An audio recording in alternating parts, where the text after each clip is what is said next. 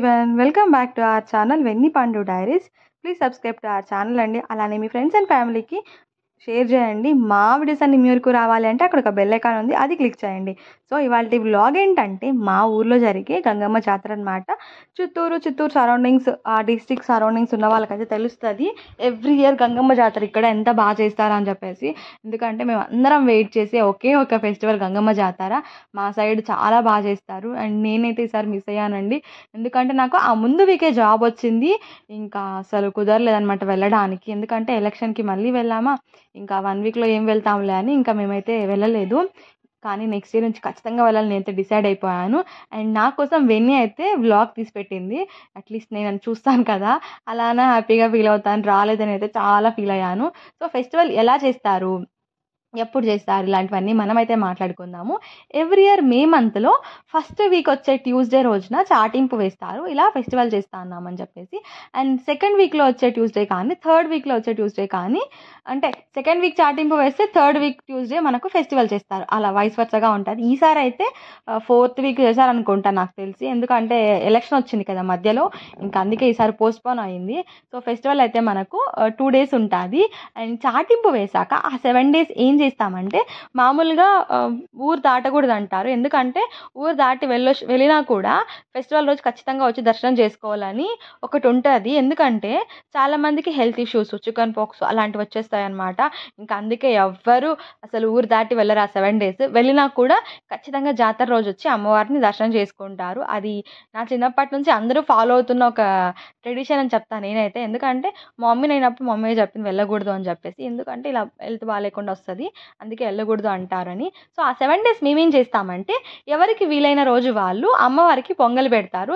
Like చక్కెర పొంగలే. అక్కడ ఒక గుడి ఉంటుంది, ఒక గుడి అనే కాదు, ఏ ఏ గుడిలో అయినా మనము అమ్మవారు ఉన్న గుళ్ళలో పొంగల్ పెట్టేసి అమ్మవారి ప్రసాదం పెట్టేసి పూజ చేసుకొని రావాలన్నమాట. అది ఖచ్చితంగా అందరం చేస్తాం మేము. కొంతమంది ఫ్రైడేస్ చేస్తారు, కొంతమంది ఫెస్టివల్ రోజే కూడా చేస్తారు. సో డిపెండ్స్, వాళ్ళ వాళ్ళ దీన్ని బట్టి వాళ్ళు చేసుకుంటారు.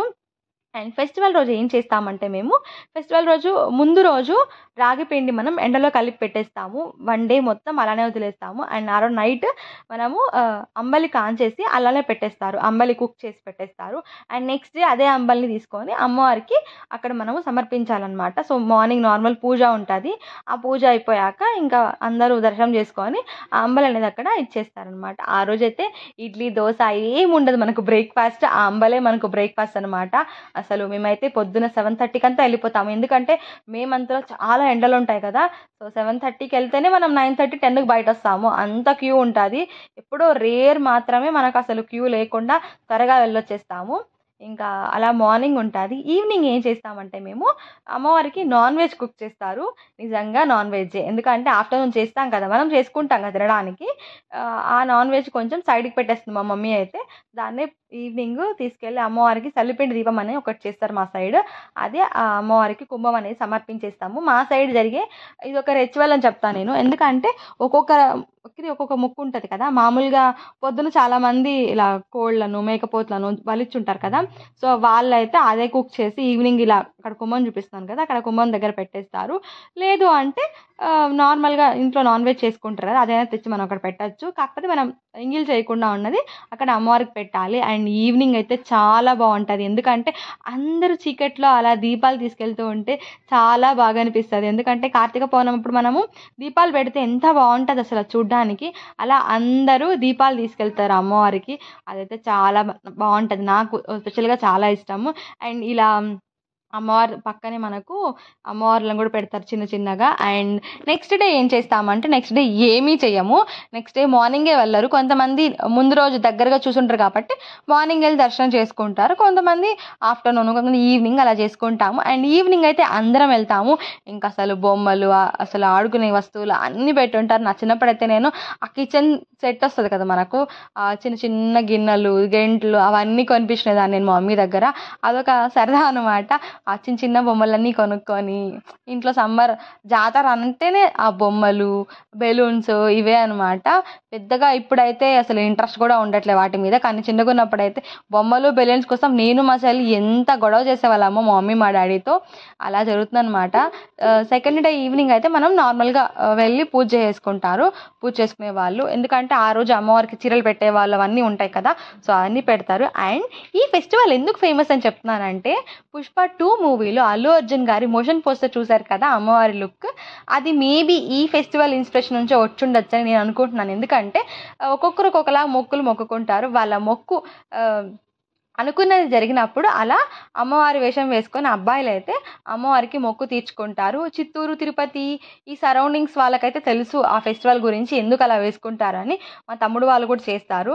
సో అదే అనమాట. అండ్ సెకండ్ డే ఈవినింగ్ మనకు ఓం శక్తి భక్తులు కొన్ని విన్యాసాలు చేస్తారు. లైక్ వాళ్ళవి కొన్ని ఉంటాయి కదా, అవన్నీ యాక్టివిటీస్ అన్నీ చేస్తారు. అవన్నీ కూడా చాలా బాగుంటుంది.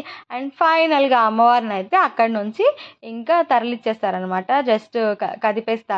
సో ముందు రోజు శిరస్సు తీసుకురావడము అవన్నీ కూడా చాలా బాగుంటుంది. బట్ నేను ఒక్కసారే వెళ్ళాను శిరస్సు తీసుకొచ్చేది. చాలా కష్టం ఆ శిరస్సు తీసుకొచ్చి అక్కడ అమ్మవారి మీద పెట్టడం. ఎందుకంటే వెళ్ళేటప్పటికి బరువు ఎక్కిపోతుంది అనమాట ఆ శిరస్సు అయితే. అది చాలా బాగుంటుంది చూడడానికి. నేనైతే ఎప్పుడు ఒక 4-5 years బ్యాక్ చూసాను శిరస్సు పెట్టడము. అండ్ ఫైనల్గా అమ్మవారు అయితే ఇలా తరలిచ్చేస్తారు అమ్మవారిని. లాస్ట్లో ఇంకా పూజ అంతా కంప్లీట్ చేసేసుకొని ఇంకా అమ్మవారు అయితే వెళ్ళిపోతుంది. అలా 2 days ఫెస్టివల్ అయితే చాలా బాగా జరుగుతుంది. ఆ శిరస్సు పెట్టడం కానీ, లాస్ట్లో అమ్మవారిని తరలించడం కానీ, ఇవైతే చాలా బాగుంటుంది ఫెస్టివల్. అంటే కొన్ని నమ్మరు కదా చాలామంది, కానీ ఇలాంటివి చూసినప్పుడు నిజంగా నమ్మబుద్ధి అవుతుంది అనమాట. నేను మరీ దేవుళ్ళని నమ్మే టైప్ కాదు, కానీ భయం అయితే ఉంటుంది అంతే. సో ఇదే అనమాట మా ఇంటి జరిగిన జాతర. So thank you for watching. Please subscribe to our channel Venni Pandu diaries. అలానే మీ ఫ్రెండ్స్ అండ్ ఫ్యామిలీ కూడా షేర్ చేయండి. Bye bye. Until our next video.